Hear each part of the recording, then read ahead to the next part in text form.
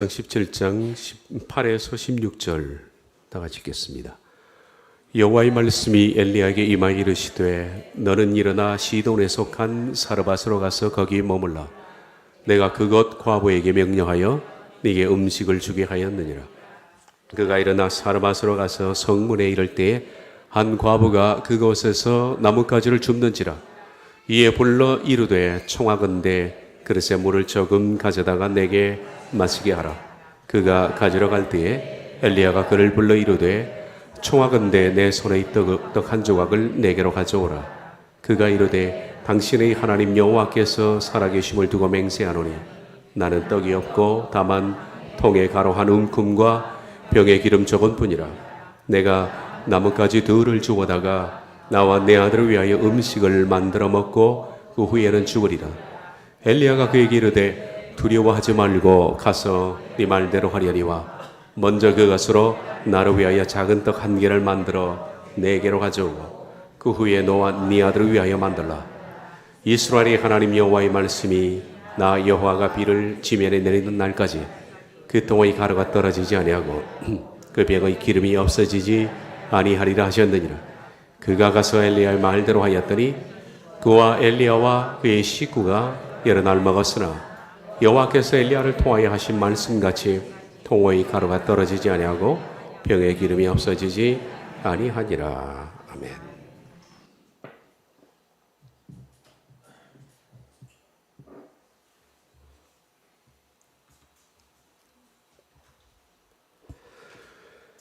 옛말에 양병 10년 용병 1일이라는 말이 있습니다.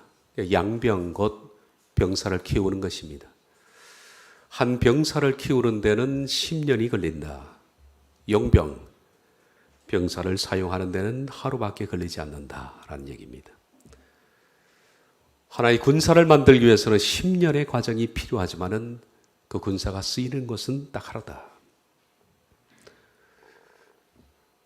용사는 딱 하루를 쓰기 위해서 10년을 훈련을 시킵니다. 그 10년 동안에 매일같이 반복되는 훈련이 있습니다. 아침부터 저녁까지 똑같은 훈련을 합니다. 매일같이 반복하고 반복해서 마침내 강한 군사가 되는 것입니다. 10년을 반복하면 적과 싸움에서 모든 것들을 완전히 몸에 익히게 됩니다. 자기도 모르게 본능적으로 방어하고 본능적으로 공격합니다. 이것이야말로 전쟁에서 이길 수 있는 유일한 방법입니다. 반복적 훈련입니다. 세상의 모든 사람들은 이처럼 반복적인 훈련을 통해서 프로가 탄생하는 것입니다. 하나님의 백성은 거저 만들어지는 것이 아닙니다. 반복적인 경건의 훈련을 통해서 만들어집니다. 디모데전서 4장 8절을 보면 이 부분을 제가 직역해서 읽어드립니다. 육체의 훈련은 약간의 도움을 주지만 경건의 훈련은 모든 일에 유익합니다. 육체도 반복적으로 훈련합니다. 그러면 도움이 되겠죠. 경건의 반복적인 훈련, 이것은 모든 일에 유익합니다. 경건도 반복적인 훈련입니다. 그런데 너무 많은 교인들이 신앙이 훈련되지 않는 상태로 머물러 있는 것을 봅니다. 너무 병약하다는 얘기입니다.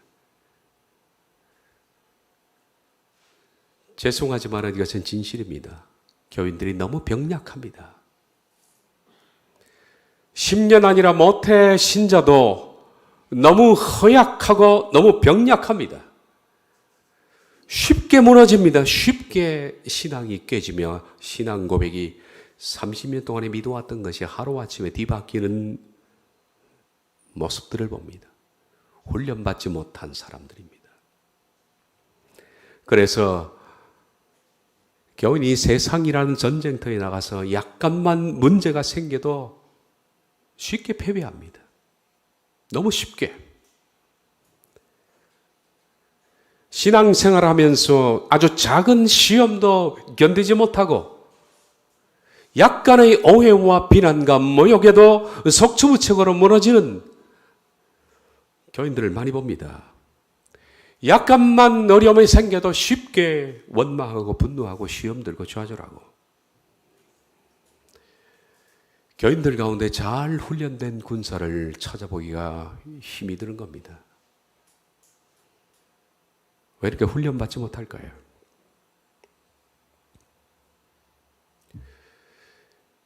하나님께서 광야 40년 동안에 이스라엘에게 반복적으로 훈련을 시키셨습니다. 왜 40년이 필요한가? 반복적 훈련입니다. 그러나 결국 그들은 반복적 훈련에 실패하고 말죠. 광야 40년 동안에 아주 여러 가지 환경에 하나님께서는 그들을 집어넣으시면서 이 환경, 저 환경 속에서 훈련을 시키셨고, 하나님은 그들을 군사로 만들기를 원하셨습니다. 잘 훈련된 하나님의 사람들입니다. 광야 40년 동안에 하나님이 그들을 통해서 훈련하고자 했던 그 훈련의 제일 중요한 과목이 뭐냐 하면 신명기 8장 3절에 나와 있습니다. 내가 너희를 광야 40년 동안에 훈련시킨 목적은 사람이 떡으로만 사는 것이 아니요 여호와 입에서 나오는 모든 말씀으로 사는 줄을 알게 하려 하심이라. 아주 단순한 겁니다. 단순한 겁니다. 우리가 사는 것은 여호와 입에서 나오는 말씀으로 사는 것이구나. 떡을 걱정하지 마라. 너는 말씀에 집중해라. 그러면 너희 떡은 내가 책임지겠다는 겁니다.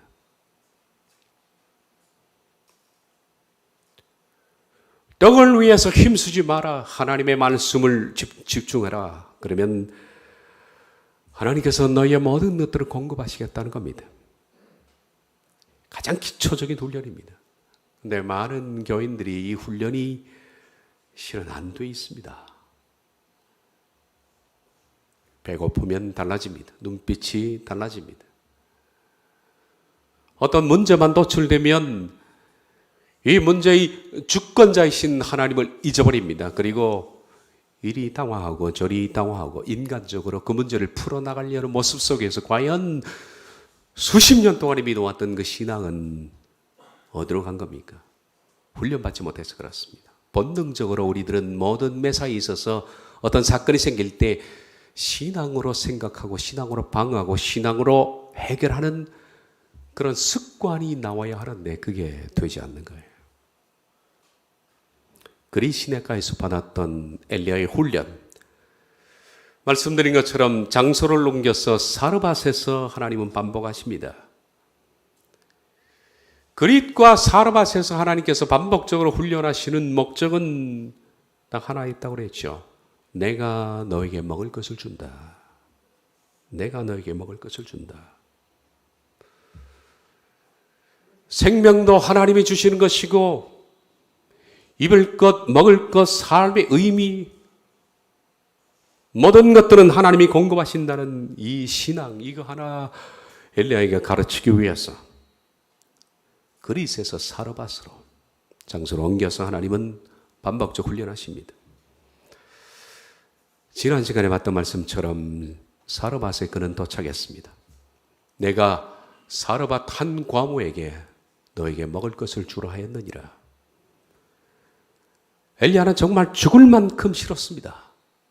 세상에 과부를 통해서 먹이신다는 게 말이 되는 얘기냐. 차라리 굶어 죽고 말지. 사르밧에 도착한 엘리야는 성문 입구에서 과부를 만납니다. 한 여자를 봤는데 한눈에 보기에도 아주 형편없어 보이는, 너무 남루해 보이고 초라해 보이는, 한눈에 보기에도 그 당시 과부의 모습이었습니다. 엘리야는 조심스럽게 다가갑니다. 얼마나 긴장했을까? 얼마나 긴장했을까요? 그녀가 어떤 반응을 그에게 나타낼지 모릅니다. 바로 그녀가 하나님께서 말씀하신 바로 그 과부인지 엘리야는 조심스럽게 그녀를 한번 탐사해 보기로 시작했습니다. 그가 일어나 사르밧으로 가서 성문에 이를 때 한 과부가 그곳에서 나뭇가지를 줍는지라. 이에 불러 이르되 청하건대 그릇에 물을 조금 가져다가 내게 마시게 하라. 그가 가지러 갈 때 엘리야가 그를 불러 이르되 청하건대 네 손에 이 떡 한 조각을 내게로 가져오라. 떡 한 조각을 달라라는 말하기 전에 엘리야는 먼저 물 한 그릇 달라 그렇게 말했습니다. 그는 두려웠던 겁니다. 이렇게 생각했을 겁니다. 만약에 하나님께서 예비했던 그 과부라면, 그래서 이런 흉년 속에서 최악의 빈곤층 중에 빈곤층인 과부가 먹을 그 떡을 달라는 것은 곧 그 사람이 어떤 반응을 나타낼지 모르는데, 이런 상황에서 만약에 하나님이 작정하신 그 과부라면 내가 물 한 그릇 달라 해도 그는 선한 마음으로 내게 물 한 그릇을 줄 것이다. 떡은 겁나고 그래서 물을 먼저 달라고 했습니다. 엘리야는 가슴이 뛰었습니다. 두근거렸을 겁니다. 엘리야의 요청에 과부는 힘없이 머리를 들었습니다. 아주 긴장된 모습으로 엘리야는 그녀를 지켜봤는데 금방이라도 그 자리에서 풀썩 쓰러질 것 같은 그녀 입에서 그렇게 하죠 라는 말이 나왔습니다. 엘리야는 순간적으로 이 여자가 하나님이 말씀하신 그 과부일 것이라 라는 어떤 확신 같은 것이 들었습니다. 그래서 그는 힘을 내서 말합니다. 당신 손에 있는 떡 한 조각을 가져오시오.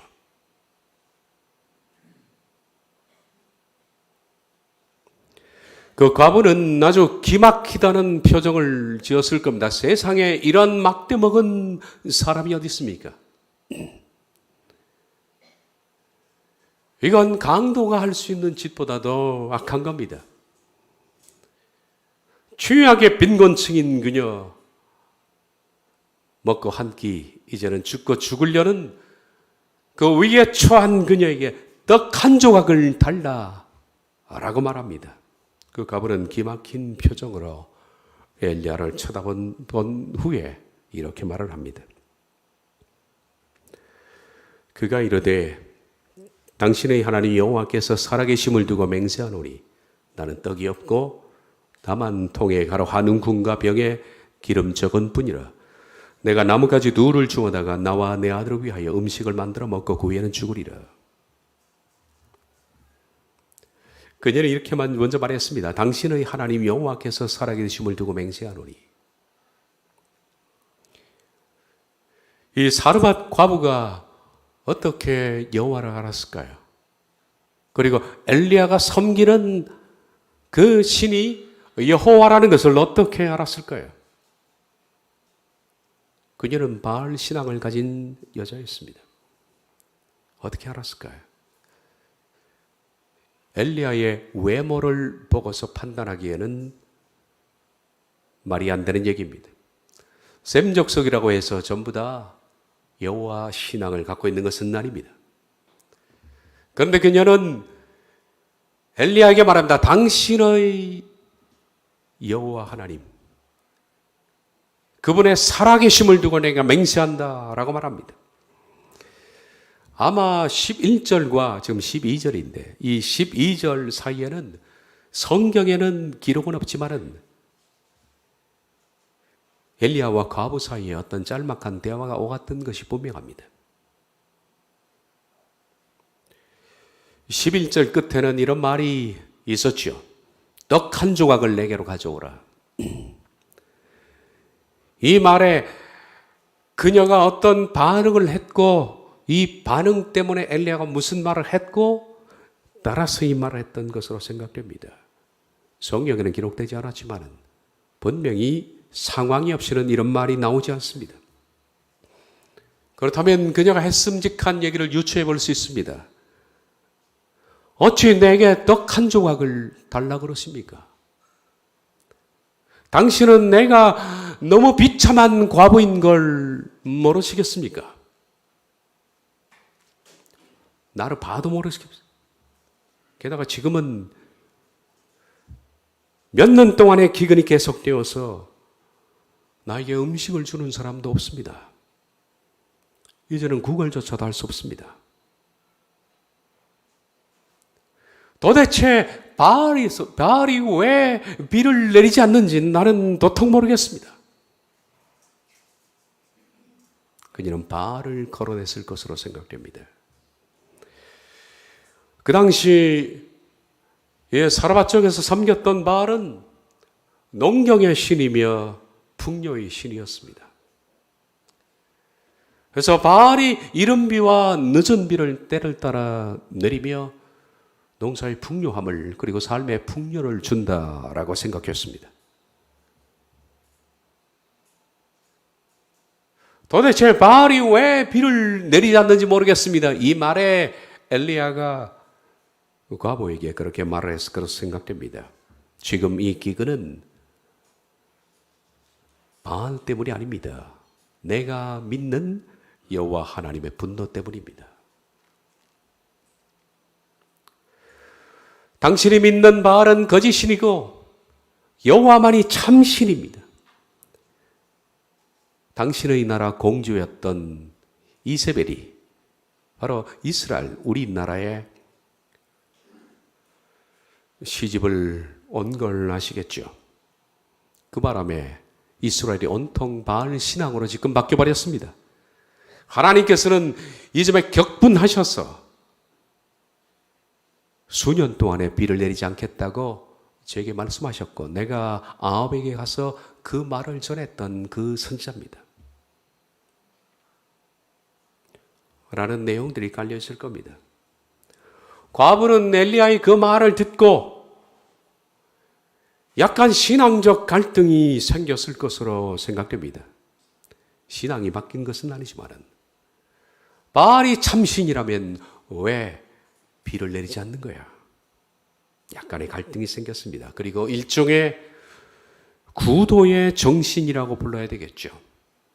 신앙이 아니라 어떤 구도의 정신 정도로 과연 누가 참신일까? 지금 이 사람이 말하는 여호와가 참신일까? 아니면 내가 지금까지 섬겨왔던 바알이 참신일까? 라는 어떤 갈등과 의구심이 좀 들었을 것으로 생각됩니다. 그러자 엘리야가 그때 말을 합니다. 떡 한 조각을 내게 가지고 오십시오. 라고 말하니까 그녀가 그렇게 말합니다. 당신의 하나님 여호와께서 살아계심을 두고 맹세하노니 나는 떡이 없고 다만 통에 가루 한 움큼과 병에 기름 조금 뿐입니다. 내가 나뭇가지 둘을 주워다가 나와 내 아들을 위하여 음식을 만들어 먹고 그 후에는 죽으려고 생각을 했었습니다. 당신의 하나님 여호와의 살아계심을 두고 맹세하노니 내가 믿는 하나님은 아니지만은 당신을 보니까 당신의 하나님은 정말 살아계신 것 같습니다. 나는 하나님이 살아계신 줄 모르겠지만은 당신을 보니 당신의 하나님은 살아계신 것 같습니다.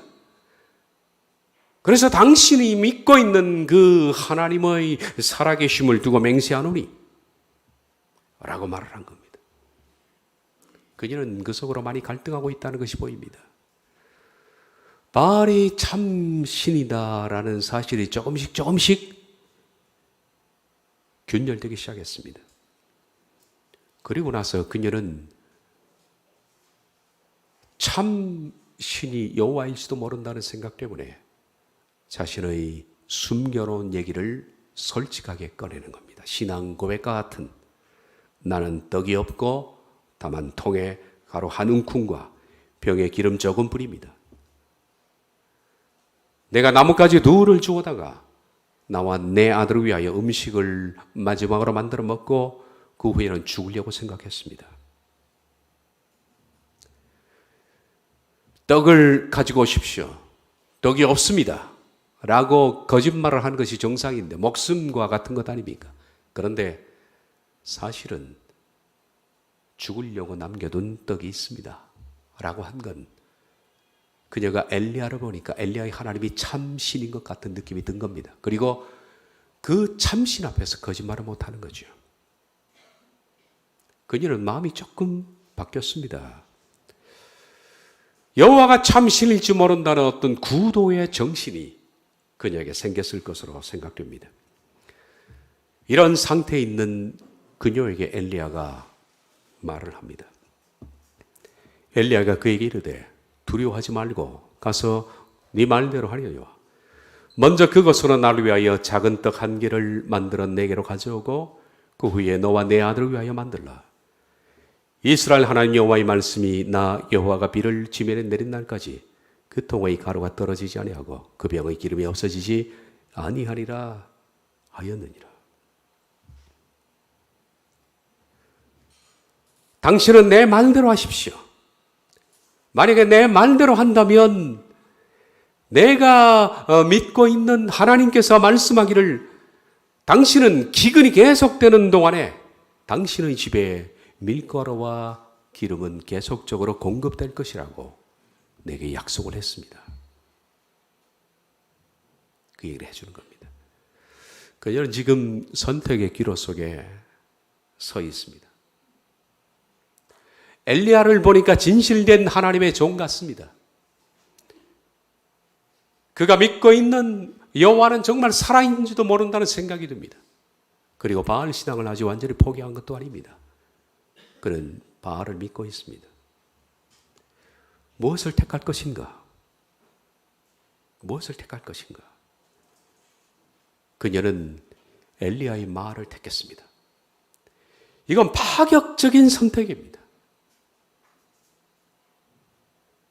하기야 바알을 택한들 이제 마지막 한 끼 먹고 몇 시간 생명을 아들과 함께 연장할지 모르지 않습니까?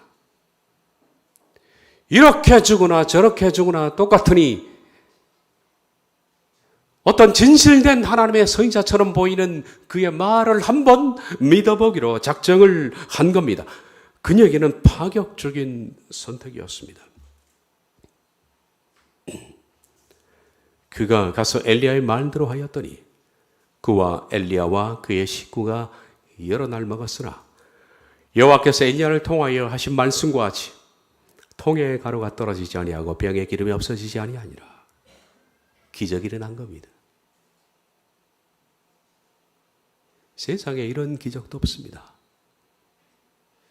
밀가루 통에 밀가루가 떨어지지 않았습니다. 그리고 병에 기름도 없어지지 않았습니다. 이 기적 같은 상황을 좀 더 세밀히 한번 볼까요? 통에 가루가 떨어지다라는 티클라라는 단어는 끝마치다라는 뜻입니다. 통에 가루가 끝마치지 않았다. 그것은 과거의 밀가루 통에 밀가루를 퍼내기 위해서 바가지를 넣고 밀가루 바닥 그릇을 긁을 때 나는 소리입니다. 바닥을 긁었습니다. 아, 이제 없구나. 밀가루. 마지막 바닥이구나. 라고 바닥 긁는 소리. 그게 끝마치지 않았다라는 그 말 속에 숨어있는 뜻인데 바닥까지 긁었습니다. 없구나 라고 생각했습니다. 근데 다음 식사 때 가서 밀가루 통에 바가지를 넣어서 긁어보니까 있는 거예요. 딱 그 식사를 할 만큼 양이 있는 겁니다. 밀가루 통에 풀로 찼다는 얘기가 아니라 식사할 만큼 성경이 말씀하는 일용할 양식입니다. 일용할 양식은 딱 한 끼분의 양식이죠. 지금 이 순간의 양식을 주옵시고 그게 일용할 양식입니다. 일용하니까 하루 일자를 쓰지만은 그렇지 않습니다. 지금 이 순간의 한 끼입니다. 한 끼. 우리에게 한 끼의 양식을 주옵시고 똑같은 겁니다. 한 끼 먹을 수 있는 그런 밀가루가 바가지에 올라왔습니다. 이제 없구나라고 생각했는데 다음에 가니까 또 다음 끼가 있는 거예요.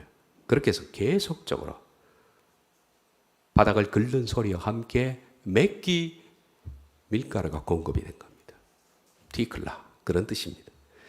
기름이 없어지지 않았다, 모자라지 않았다는 겁니다. 테우사르라는 것은 모자라지 않았다.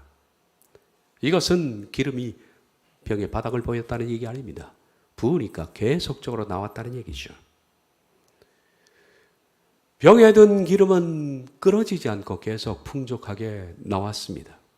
밀가루는 바닥까지 왔고 또다시 생기고 또다시 생기면서 기름은 끊어지지 않고 계속 나왔습니다. 이런 정말 놀라운 기적이 그 과부의 집에서 매일매일 발생하고 있었습니다. 그래서 그 기적의 떡과 기름으로 엘리야와 그의 과부 그리고 그의 아들 세 식구가 얼마를 먹었는지 모릅니다. 계속적으로 먹고 사는 겁니다. 이전에 그리 시냇가에서 매일 아침 까마귀들이 아침과 저녁에 물어다 준 떡과 고기처럼 사르밧에서 과부의 밀가루통에 한 끼분의 매일의 밀가루가 생기는 것이고 바닥 끓는 소리와 함께 그리고 끊어지지 않는 기름으로 그 떡을 만들어 구워 먹게 된 겁니다. 누가 더 놀랐을까요? 과부가 놀랐을까요? 아니면 엘리야가 놀랐을까요? 물론 그 과부가 더 놀랐습니다. 왜냐하면 엘리야는 먼저 그리 시냇가에서 한번 체험을 해봤기 때문입니다. 까마귀가 물어다 주는 음식을 먹어본 경험이 있기 때문에 두 번째 이 사건은 엘리야에게 그렇게 과부처럼 놀랄 일은 아니었습니다. 그런데 왜 하나님께서 이 과부를 통해서 엘리야를 무엇을 경험하게 했을까? 하나님의 목적은 과부가 아니라 엘리야입니다. 지금 엘리야를 훈련시키는 겁니다. 하나님께서 엘리야에게 간접적으로 훈련을 시키는 것은 그 과부를 통해서 하나님께서 공급하신다는 것을 직접적이 아니라 간접적으로 배우는 훈련. 그리 시냇가에서는 직접적인 훈련이었다면 지금 사르밧에서는 간접적인 훈련입니다. 그리 시냇가에서는 하나님이 엘리야를 직접 먹이셨습니다. 하나님이 나에게 먹을 것을 공급하시는구나 하는 것을 배웠지만은 사르밧에서는 그 과부를 통해서 하나님께서 그녀를 먹이신다는 것을 간접적으로 그 공급의 신앙을 배웠습니다. 직접, 간접. 엘리야는 그릿에서 얼마나 놀랐을까요? 처음에 까마귀가 그를 먹일 때 말입니다. 정말 기상천외한 방법으로 하나님께서 나를 먹이시는 그 상황, 지금까지도 동서고금을 막론하고 들어보지도 못한 하나님의 기가 막힌 방법, 하늘을 나는 까마귀를 통해서 떡과 고기를 매일 아침과 저녁에 공급하시다니, 이 미물조차도 하나님의 손길에 있구나. 하나님이 공중에 나는 새도 하나님의 손길 속에 있구나. 이 세상의 모든 것들은 다 하나님의 간섭 속에 있구나. 그렇다면 강력한 왕도, 생명도, 힘 있는 자도 모두가 다 하나님의 손에 있다라는 것을 배우는 겁니다. 그런 그릿에서 까마귀를 통해서 하나님의 공급의 손길을 경험하면서 그는 두려운 것이 없어졌습니다. 하나님의 기적을 맛본 사람들은 이것이 생기는 겁니다. 두려운 게 없어지는 거예요. 나사로가 죽었다 살아나니 두려운 게 없어지는 겁니다. 기적의 떡과 기적의 고기를 먹어본 사람들은 두려운 것이 없습니다. 잘 살지를 못해도, 풍족하지도 못해도 하나님은 나를 일거수일투족을 지켜보시. 그분은 나를 사랑하신다. 그분은 나를 먹이신다. 이 세상의 모든 왕들로부터 시작해서 모든 것들은 하나님의 손에 있다. 생사가 주님의 손에 있다. 두려운 것이 없어지는 겁니다. 뭐가 두렵겠습니까? 나 하나님의 손에 있는데 뭐가 겁날 것이 있습니까?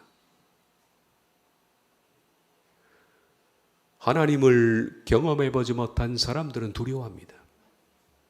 죽음이 두렵고 먹고 사는 것이 두렵고 염려스러운 겁니다. 엘리야는 다시 또 한 번 이 사르밧 과부를 통해서 하나님의 공급을 경험하게 됩니다. 하나님은 나 같은 사람뿐만 아니라 비록 바알 신앙을 가졌지만은 하나님을 조금이라도 신뢰하는 사람에게는 동일하게 역사하시는구나. 하나님은 동일하게 역사하시는구나. 지금 이 과부는 신앙하는 것이 아닙니다. 신앙은 과부의 아들이 죽은 뒤에 그 후에 생깁니다. 다음 시간에 이 말씀을 볼 겁니다. 아직까지 과부는 신앙한 것이 아닙니다. 말씀드린 것처럼 그저 하나님에 대해서 구도의 정신 정도만 생긴 것으로 생각됩니다. 중간에 서서 혹시 여호와 하나님께서 참 신이지도 몰라 라는 그 정도. 아직 그녀는 바알 신앙을 그대로 가지고 있지만은 여호와께서 참 신일지도 모른다는 갈등. 그래서 혹시 여호와를 한번 신뢰해 볼까 하는 정도의 구도의 정신. 신앙이라기보다 그냥 구도의 정신. 그런데 하나님은 그 구도의 정신을 가지고 하나님을 신뢰하는 사람에게도 역사하신다는 거예요. 그 적은 믿음에도. 믿음이라기 불리우기에는 뭔가 어색하고 형편없다 할지라도 그 조그만한 신뢰에도 하나님의 역사하시는 걸 엘리야가 목도를 하는 겁니다. 그래서 엘리야는 그 과부를 보고 놀라는 겁니다.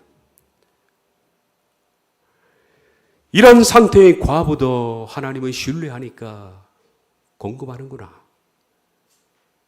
벼랑 끝에 서 있는 자도, 사면 초과의 상황에 처해 있는 사람도, 최악의 상황에 처해 있을지라도 가능성이 전혀 없는 상황, 벼랑 끝, 막다른 골목, 이런 상황에 처한 사람이라도 여호와를 신뢰하면 하나님은 공급하신다.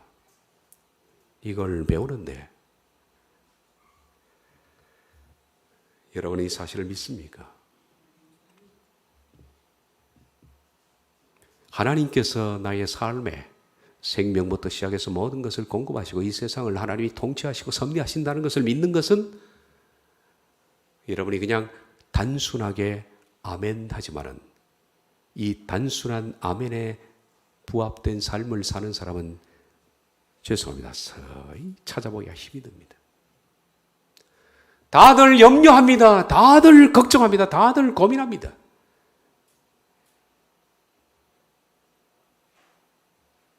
책상에 앉아서 누가 아멘을 못합니까? 근데 삶에 막상 문제가 발생하면 그 아멘이 다 어디로 실종을 합니까?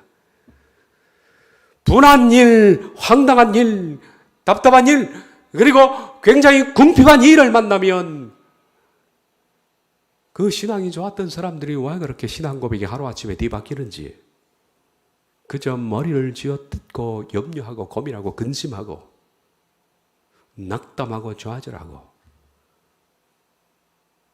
과연 믿는 사람일까요? 이게 가장 기초적인 훈련이 안 됐다는 얘기입니다. 가장 기초적인 하나님이 나에게 먹을 것을 공급하신다는 가장 밑바닥 신앙, 이것이 훈련이 안 됐다는 겁니다. 이 시간에 우리 가운데 이런 의문이 드는 분이 있을 겁니다. 나는 신뢰했는데 하나님은 공급하지 않은 걸. 나는 신뢰했는데 왜 나에게는 그런 일이 없어? 근데 제가 묻겠습니다. 과연 그럴까요? 정말 당신은 하나님을 신뢰한 겁니까? 만약에 당신이 정말 하나님을 신뢰했는데 하나님이 공급하지 않았다면 둘 중에 하나입니다. 하나님이 거짓말을 했든지 두 번째, 당신의 신뢰가 문제가 있든지. 우리가 하나님의 공급을 체험하지 못하는 이유는 여러분들은 너무 많은 다른 대안들을 가지고 있다는 겁니다. 너무 많은 방법들을 가지고 있습니다. 전적으로 신뢰한다는 것이 어떤 것인지 말씀드리죠. 전적으로 신뢰한다는 것은 다른 대안이 없는 거예요. 그거 하나밖에 없는 거예요. 그럴 때 생사를 걸고 붙드는 것을 가르쳐서 전적인 신뢰라 그렇게 부릅니다. 그런데 사람들은 기도하면서 너무 많은 대안을 가지고 있습니다. 좀 기도가 하다가 안 될 때 그걸 뚫을 수 있는 다른 방법들을 가지고 있다는 얘기입니다. 그래서 많은 사람들이 기도하면서 너무 빈약한 신뢰를 가지고 있는 겁니다. 너무 빈약하기 때문에 하나님의 공급을 체험하지 못하는 겁니다. 낭떠러지 끝에서 한번 믿어보십시오. 하나님의 공급하지 않나?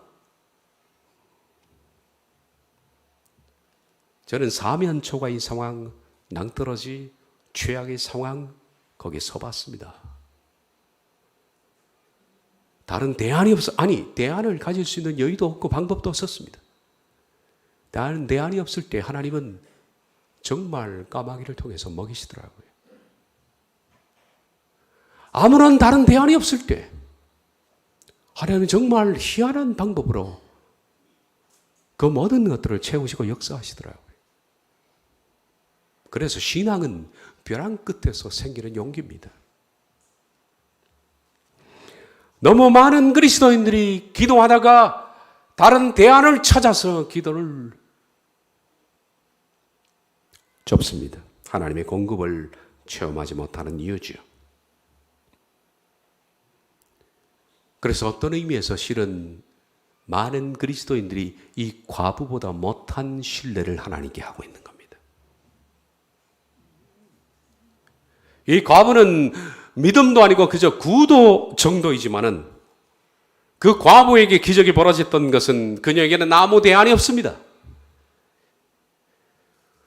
떡과 기름을 빌릴 수 있는데도 없습니다. 모두 흉년이니까. 아무 다른 방법이 없어요. 도움을 줄 수 있는 사람도 없습니다. 딱 방법 하나, 그것은 굶어 죽는 것 외에는 다른 길이 없습니다. 그럴 때 엘리야를 통해서 하나님의 말씀이 들려오자 그녀는 그걸 믿느냐 아니면 죽느냐 선택의 기로 둘밖에 없는 겁니다. 만약에 그녀에게 밀가루 통에 풀로 밀가루가 차 있고 기름이 수십 병 있다고 생각해 보십시오. 전폭적으로 믿지 않습니다. 방법이 없는 거예요. 대안이 없었기 때문에 그녀는 이리 주거나 저리 주거나 좋은데 신뢰하는 쪽을 택했고 그래서 온전히 순종했더니 기적이 벌어진 겁니다. 우리가 살아가면서 여러분에게 권고드리는 것은 여러분이 할 수 있는 작은 일들은 그냥 하십시오. 물론 조그마한 일들에까지 여러분들이 대안이 될 수 있는 모든 것들을 다 제외하고 하나님을 의지하라는 얘기 아닙니다. 하나님께서 우리에게 자유의지를 허락하셨습니다. 내가 해결할 수 있는 것, 내가 풀어나갈 수 있는 것 하십시오. 그러나 내가 해도 안 될 때, 내가 풀려고 할 때, 도저히 안 될 때, 이제는 풀면 풀수록 일이 더 꼬일 때, 도무지 해도 안 될 때, 그럴 때는 하나님께서 여러분에게 대안을 갖지 마라라는 사인을 주시는 겁니다. 이 문제는 네가 할 수 있는 영역이 아니니까 손을 놔라. 그럴 때는 깨끗이 손을 놓고 대안을 찾기를 멈추고 전폭적으로 신뢰해 보십시오. 기적은 일어납니다. 어떻게 하냐고요? 저는 무수히 많이 체험을 해봤습니다.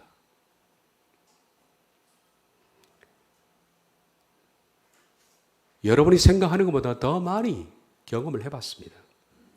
그러시더라고요. 예수님 말씀하셨습니다. 공중의 새를 보라. 심지도 않고 거두지도 않고 창고에 모아들이지도 아니하되 너희 하늘 아버지께서 기르시나니 너희는 이것들보다 귀하지 아니하여 너희 중에 누가 염려함으로 그 키를 한 자라도 더할 수 있느냐. 또 너희가 어찌 의복을 위하여 염려하느냐. 들어 이 백합화가 어떻게 자라는가 생각하여 보라. 수고도 아니하고 길쌈도 아니하니라. 그러나 내가 너에게 말하노니 솔로몬의 모든 영광으로도 입은 것이 이 꽃 하나만 같이 못하였느니라. 오늘 있다가 내일 아궁이에 던지는 들불도 하나님이 이렇게 입히시거든. 하물며 너희인가 보냐. 믿음이 적은 자들아. 이 말씀 그대로 믿고 사는 사람들이 얼마나 될까요? 얼마나 될까요? 하셀 포드가 쓴 참새와 물새의 대화라는 조그마한 책자가 있는데 나무 위에서 물새와 참새 두 마리가 앉아서 밑을 지나가는 인간을 보고 이런 얘기를 합니다. 참새가 먼저 물새에게 얘기합니다. 물새야, 저 인간들 좀 봐라. 왜 저렇게 허둥대고 다니는지 모르겠어. 돈 때문에 아우성치고 이리저리 뛰어다니는 저 불쌍한 꼴을 좀 봐. 그랬더니 물새가 참새에게 말합니다. 그래, 참 이상하네. 아마 사람들은 우리를 먹이시고 기르시는 하나님 아버지가 없나 보다. 새보다 못한 믿음입니다. 우리 인간이 하나님의 거룩한 형상으로 지음받은 존재라면, 그래서 우리가 하나님의 자녀의 삶을 산다고 자부하고 있다면 하나님의 자녀는 마땅히 나에게 먹을 것과 입을 것을 공급하시는 아버지 하나님을 믿어야 옳은 겁니다. 그러나 새들도 하지 않는 염려를 인간이 합니다. 물속을 다니는 고래가 염려하지 않는 염려를 인간은 위장이 구멍이 나도록 염려를 하는 겁니다. 걱정하고 염려하고 또 걱정하고 내일을 염려하고 준비하고. 만약 모든 것을 공급하시는 하나님을 신뢰한다면 사람은 염려하지 않습니다. 두려워하지 않습니다. 이 배짱이 없다면 갈멜에 못 올라갑니다. 하나님의 자녀는 갈멜의 정상에 한번 서봐야 된다고 생각합니다. 그래서 850대 1로 신앙의 배짱으로 맞서 싸울 수 있는 내 신앙의 정절, 내 신앙의 강력한 표출을 일생에 한번 하나님 앞에서 하고 죽어야 하는데 그 갈멜의 정상에 이런 기초가 안 돼 있는 사람은 설 수가 없는 거죠. 기초 체력 부실, 기초 신앙 부실입니다. 여러분과 저는 정말 신뢰해야 합니다. 하나님은 대안을 포기하고 믿고 의지하는 사람을 먹이십니다. 공급하십니다. 믿으시기를 바랍니다. 기도하겠습니다.